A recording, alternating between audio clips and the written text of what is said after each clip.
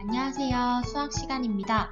교과서 연필을 준비하고 시청해주세요. 오늘은 4단원 소수의 곱셈, 도전 수학, 생활 속에 숨어있는 소수의 곱셈에 대해서 알아보도록 하겠습니다. 교과서는 92쪽에서 93쪽이에요.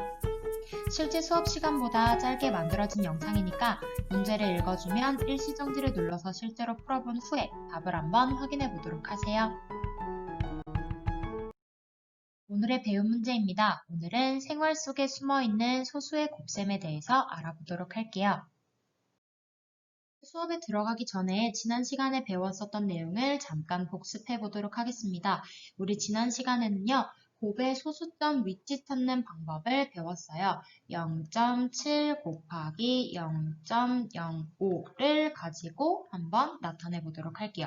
첫 번째로는요, 자연수의 곱셈으로 계산을 먼저 하는 겁니다. 즉 0.7을 7, 0.05를 5라고 생각해서 35다라는 계산을 먼저 해주고요. 그 다음 곱해지는 수 0.7, 그 다음 곱하는 수 0.05의 소수점 위치를 확인해 주는 겁니다. 0.7은 소수 첫째 자리 숫자, 0.05는 소수 둘째 자리 숫자, 이렇게 위치를 확인을 해주고요. 두 수의 소수점 자리를 더해, 즉 소수 첫 번째 자리 숫자, 소수 두 번째 자리 숫자니까 결과값은 소수 셋째 자리 숫자겠다 라는 걸 생각을 하면 되니까 결과값의 소수점을 찾아주면 됩니다. 그러면 얼마가 되느냐?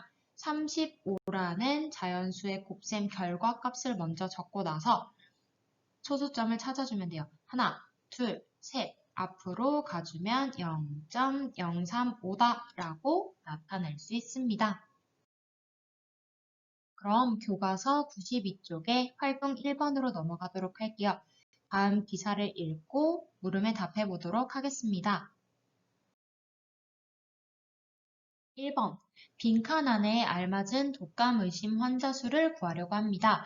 기사에서 필요한 정보를 찾아 밑줄을 그어보도록 할게요.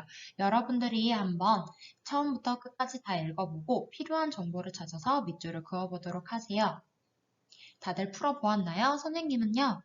2019년 12월 1일부터 7일은 19.5명이다 라는 정보와 이는 12월 1일부터 7일 독감 의심 환자 수의 2.55배에 달하는 수치이다 라는 정보 두 가지가 필요하다 라고 생각을 해서 밑줄을 그어봤습니다.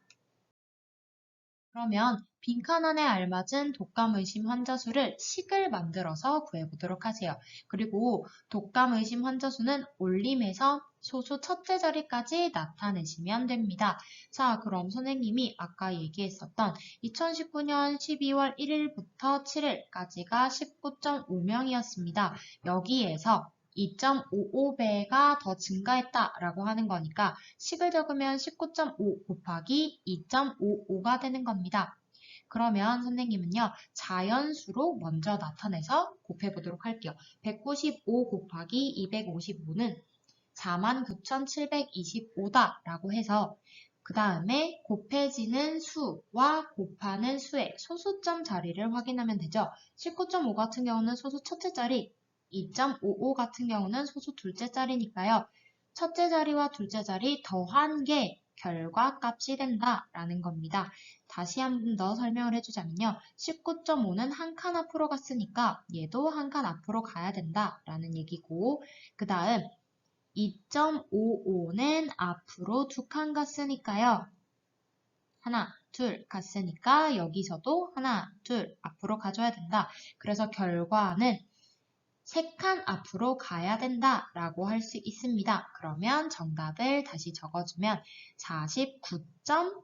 49.725가 됩니다. 그러면 이거를 그대로 적으면 안 되고요. 올림에서 소수 첫째 자리까지 나타내라 라고 얘기를 하는 거니까 소수 첫째 자리까지 올림을 해주면 소수 둘째 자리 숫자를 확인을 해줘야 되는데 숫자 2는 올려야 하는 숫자죠. 그래서 정답은 49.8이 됩니다. 2번. 다음과 같이 생활에서 소수의 곱셈과 관련된 사례를 인터넷 자료에서 찾아 붙이고 친구와 함께 문제를 해결해 보도록 할게요. 우리는 친구와 함께 문제를 해결할 수가 없으니까 여러분들이 실제로 인터넷 자료를 한번 찾아보고 관련된 사례를 붙여보도록 하겠습니다. 여기 예시에 나와 있는 거는요. 나폴레옹의 키는 작지 않았다 라는 기사예요. 보게 되면 프랑스 단위와 영국 단위 그리고 센티미터 단위가 각자 다르기 때문에 우리가 나폴레옹은 굉장히 작은 키를 가지고 있었다라고 생각을 했는데 이거를 제대로 계산을 해보면 우리가 알고 있던 것보다는 조금 더 크다라는 거를 알 수 있었다라는 걸 나타내는 기사였네요.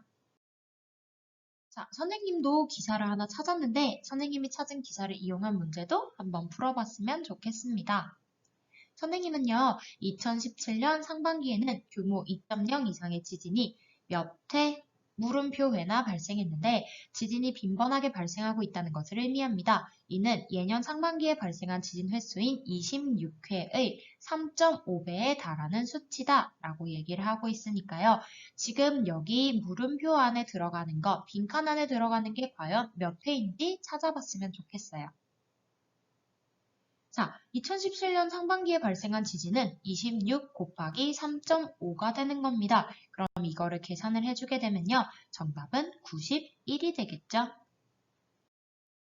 생활에서 소수의 곱셈을 활용할 때 어떤 점이 좋을지 이야기해 보도록 하겠습니다.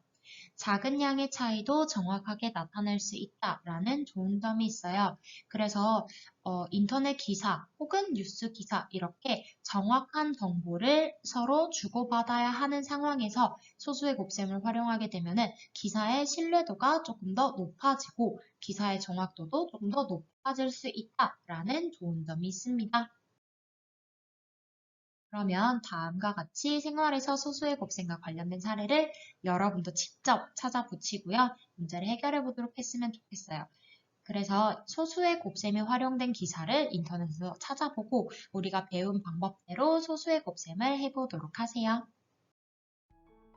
오늘의 수학 수업은 여기까지고요. 출제는 다음과 같습니다. 그럼 다음 수학 시간에 만나도록 해요. 안녕.